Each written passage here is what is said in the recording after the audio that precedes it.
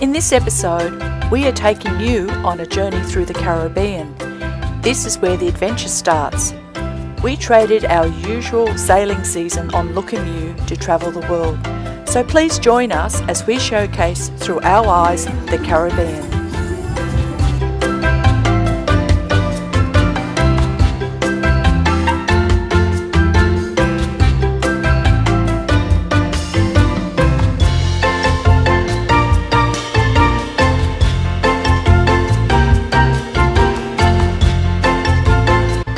When most people think of Florida, they think of Disney World, flamingos, alligators, and it's also the entry point to the Caribbean. But this former Spanish colony, which became the 27th state to enter the Union, is much more than that. It's bordered by the Atlantic Ocean on one side and the Gulf of Mexico on the other, and it has mile upon mile of beaches. We start our day with a drive heading south towards the Florida Keys to a place called Key Largo, with the intention of hitching a ride on a very special boat. Well, would you believe that we're on board the original African Queen boat, made famous by Humphrey Bogart and Catherine Hepburn, made way back in 1951. But this boat was actually built in Great Britain in 1912. It's amazing, 110 years old, and we're going out for a cruise on it.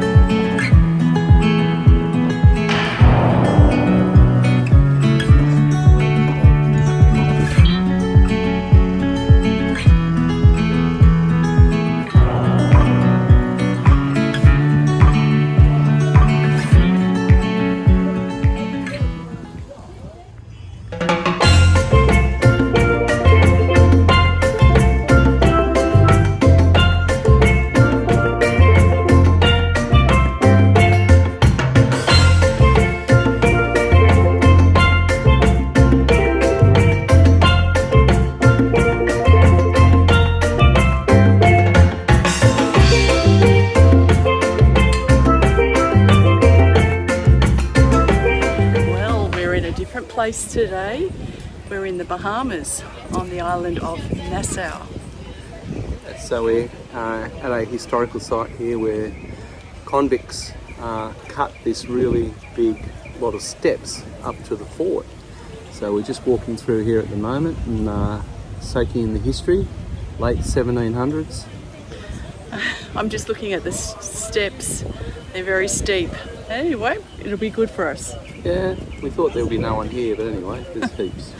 Yep.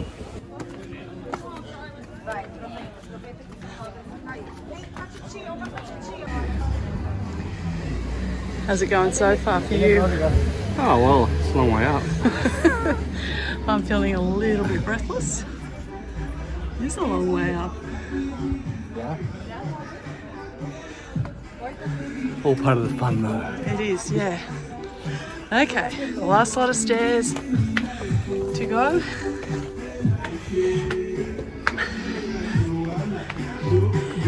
Ooh, sounds like fun up here.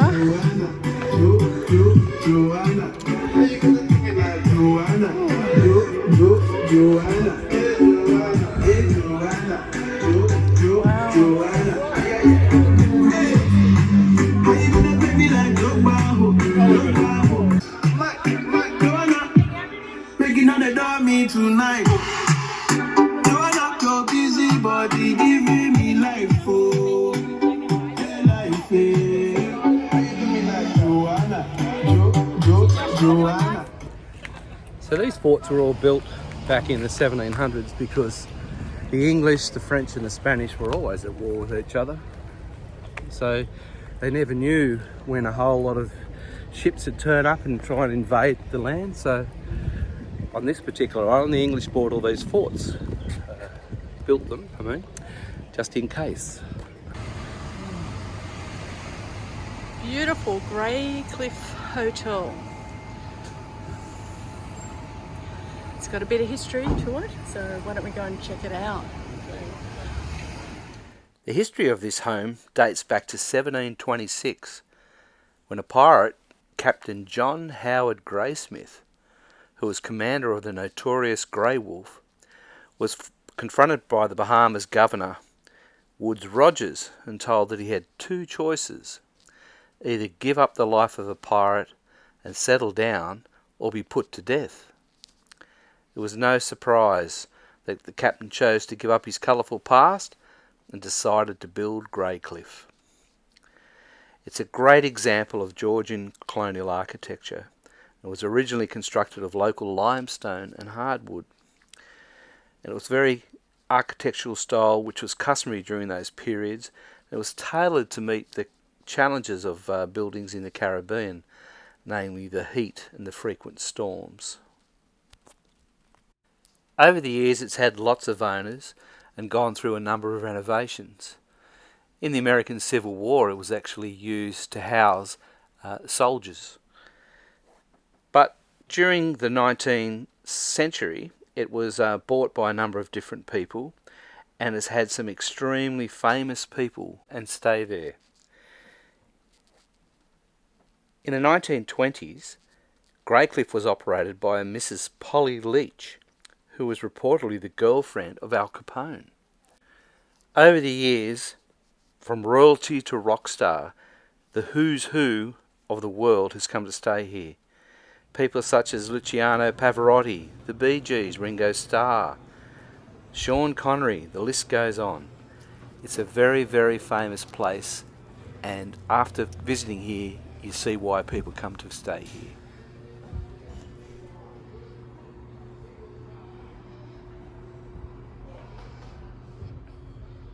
What do you think? Very classy, very nice.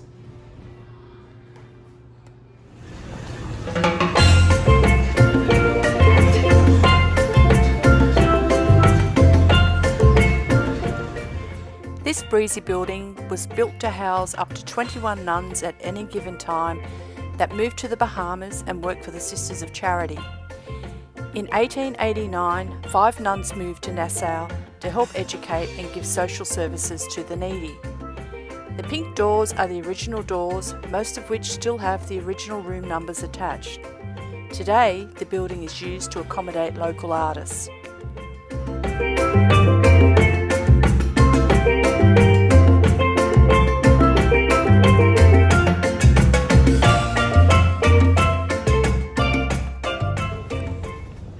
So this is what it's all about, rum. John Watling's distillery. Let's go and have a look. See what this place is made up of. We're in John Watling's distillery and we've just been up to the bar and we've ordered some cocktails. So Peter has a pina colada and I have a Bahama Grammy, which has got rum, coconut, pineapple juice, and it's delicious. How's it going down? Well, it's very nice sitting here, lovely and cool. Yeah? Good to find out a little bit of history about John Watling and who he was. Yep. He was a buccaneer. And there's a lot of history here in the Bahamas, old British colony, and lots of conflicts over the years.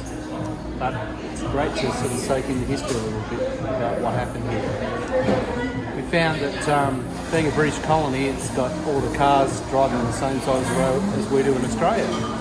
It's really funny seeing a lot of them are left-hand drive vehicles.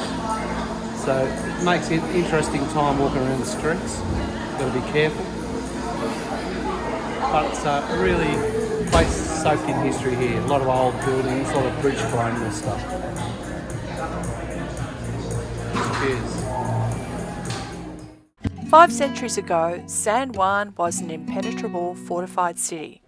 Today, it is the capital of Puerto Rico, where you can experience one of the most culturally rich places in the world, with the added allures of a tropical Caribbean island. So be prepared to be captivated by the natural enchantment of Puerto Rico as we share its vibrant culture and old world elegance. Well, hello from San Juan in Puerto Rico. We're at one of the 5 gate entrances to the walled city, the old city of San Juan. There it is behind us. And so travellers would come in here through one of these gates, go up to the cathedral to thank God for the safe passage to get them to San Juan. Okay, well I want to give praise today because it's pretty hot. Come along, yeah. So these gates here, they're made of mahogany wood. They're around about 15 centimetres thick, and they are one of 5 entries to the city. They were closed each day to keep the pirates out, so they would have soldiers on guard at the entrance to these gates. Wow, what a beautiful view just outside the city of San Juan.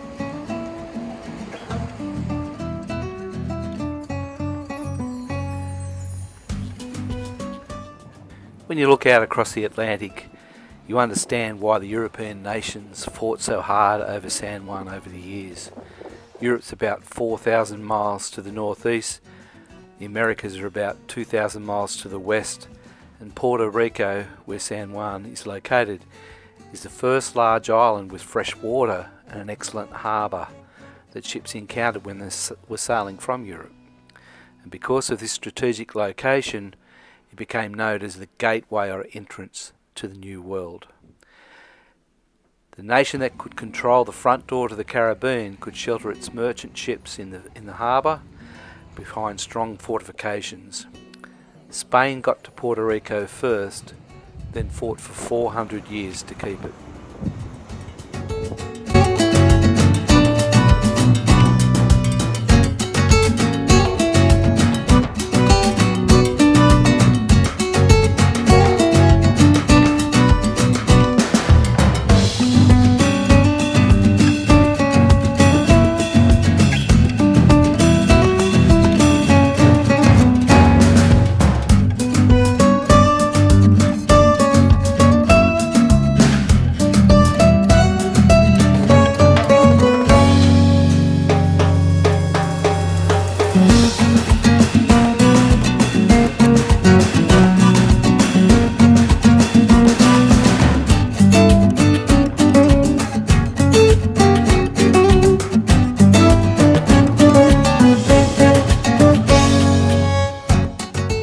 Puerto Rican flag door refers to a black Puerto Rican flag painted on a door of an abandoned building in Old San Juan. Before, in 2016, the flag door had the original colours of the Puerto Rican flag of sky blue, red and white. The black Puerto Rican flag is a symbol of resistance and hope. By changing the colours, it meant the death of democratic values and the 3 government branches that are represented in the flag's triangle. Behind the door, there is a Spanish colonial structure in ruins that is used mostly as storage today.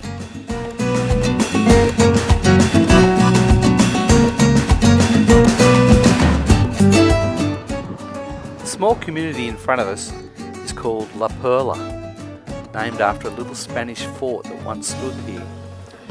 As San Juan grew, residents and businesses spread beyond the city walls, and La Perla was part of that growth.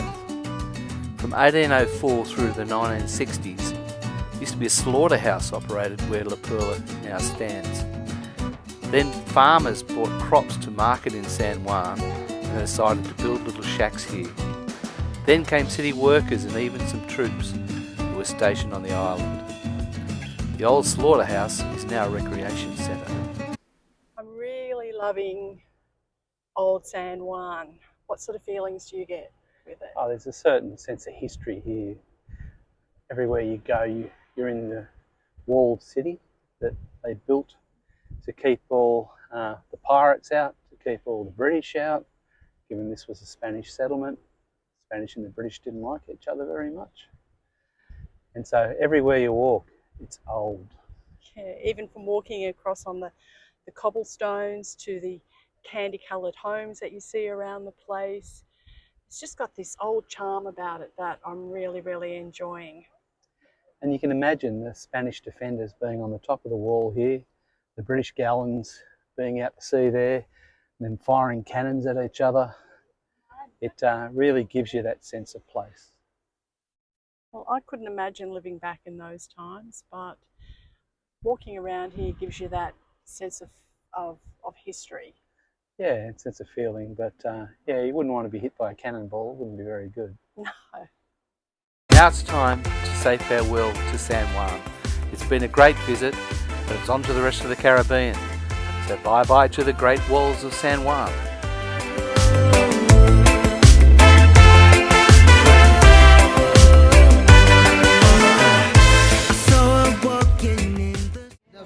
In our next episode, we continue to traipse around the Caribbean. We visit Puerto Plata in the Dominican Republic. We go sailing in St. Martin in a true America's Cup race. And we mingle in Martinique, a classic French Caribbean island, and then we breeze into Barbados.